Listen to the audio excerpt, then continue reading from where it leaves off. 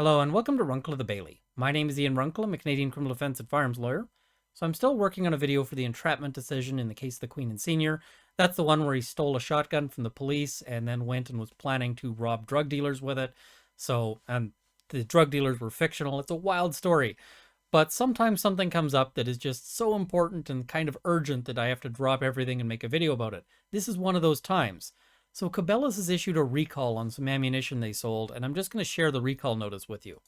So it says Chinese 7.62 by 39, recall on surplus ammunition purchased between October 27, 2021 and December 1st, 2021. Recall cases will have number 1 stamped on one of the wooden handles. No number or the number 2 are not affected. Please return ammo to Cabelas. And then it states at the bottom, this ammunition must be returned as it may be flammable.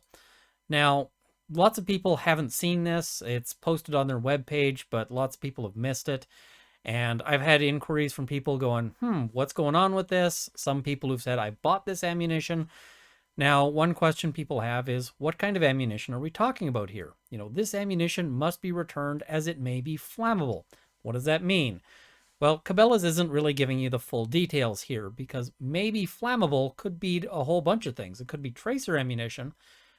But what word on the street is that this is armor-piercing incendiary ammunition. So that's a bit of a bigger deal. So one question people have had is they say, hey, if I bought this, can I just keep it? If I'd rather keep it rather than return it, is that okay? So let's have a look at what the law says here. So I'm just looking at the sort of regulations prescribing certain firearms, etc., as prohibited or restricted. And there's a section here on prohibited ammunition. Not a whole lot of kinds of ammunition are banned in Canada, but some certainly are. So in terms of armor piercing, the only legislation that covers that is any cartridge that is capable of being discharged from a commonly available semi-automatic handgun or revolver and that is manufactured or assembled with a projectile that is designed, manufactured, or altered so as to be capable of penetrating body armor. This doesn't actually apply to this ammunition, notwithstanding the fact that it's apparently armor-piercing ammunition. Why? 7.62 by 39 is a rifle round, not a handgun round. And you might be saying, why did they limit it to handguns? Well, because rifle cartridges, by their nature, the fact that they tend to be bigger bullets and moving faster, are pretty good at punching through body armor. Body armor is not designed to stop rifle cartridges unless it's much sort of bulkier and heavier and involves plates and so forth. So they did this specifically so that they weren't banning, for instance, all hunting cartridges. That would have been something accidental that they didn't mean to do. But the next bit that is a bit of a problem here is any projectile that is designed, manufactured, or altered to ignite on impact, where the projectile is designed for use in or in conjunction with a cartridge and does not exceed 15 millimeters in diameter. So that does cover this if it's incendiary ammunition. And again, I haven't been able to get any of this stuff. I haven't been looking to get any of it, but I wasn't part of this. I didn't buy any of it. So I don't know if this is something that ignites on impact or if it's tracer ammunition instead or what it is. But the reports I've heard suggest that it is incendiary ammunition. And so that would be included here. The 15 millimeters in diameter, if it's under 15 millimeters in diameter, the reason why they'd put that limitation there is I suspect it was so that they're not banning fireworks and stuff like that, but it would certainly include 7.62 by 39 ammunition. So this stuff is banned and don't keep it. You might be wondering, so what do I do? Well, take it back to the Cabelas if you bought it. Don't just keep it. It's a really stupid way to lose your firearms license and possibly your freedom. So make sure you return that stuff. It's just not worth it. So people have had a bunch of questions. One of them is, hey, if this is banned ammunition, should I maybe be taking it to the police and not the Cabelas? And ironically, that might actually increase the chance that you get charged because now you're having a police interaction where you're saying, hey, I have this banned ammunition. Now, I think most police officers would look at this and say, hey, look, you got this accidentally. You're turning it in as soon as you knew what it was. There's no reasonable prospect of conviction here. We're not going to lay charges. We're just going to take the ammunition.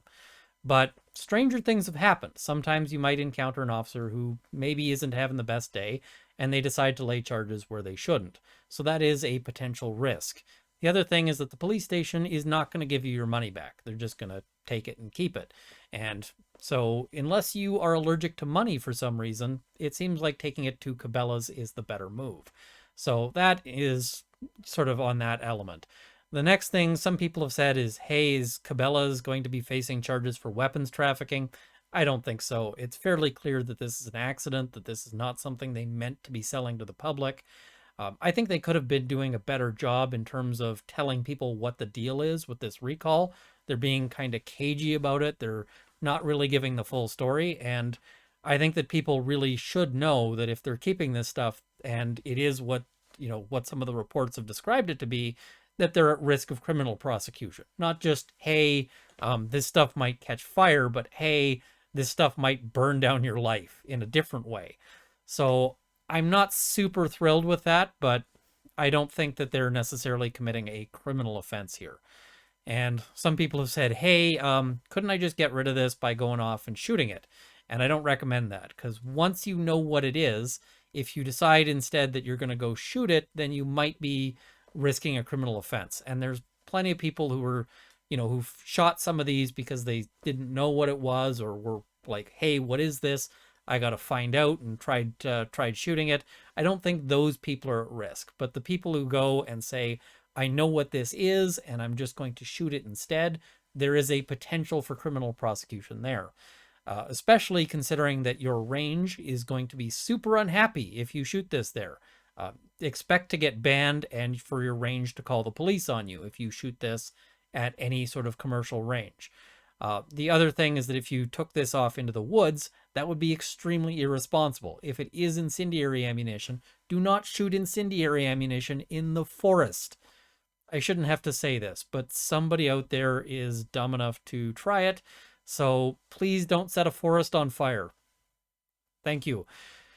Anyway, I just kind of felt that this was one of those things that's really important, and I wanted to get a video out on it right away, because the more people know this, the better, just so that nobody is stuck holding this stuff and then later ends up finding out that it's banned ammunition in the worst possible way.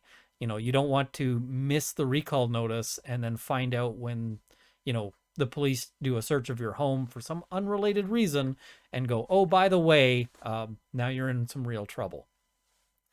So anyway, I just wanted to pass that along. As I said, I'm still working on the case of the Queen and Senior. That video is going to take a little bit because it's 158 pages, and I want to get that down into one consistent, concise video, which, yeah, cutting stuff out on that is going to be the big hard thing. I don't want to make it I don't want to make that into a 6-hour epic, but I do want to make sure that we all go through and understand what's going on, because it's a very complicated decision on complicated law, entrapment law.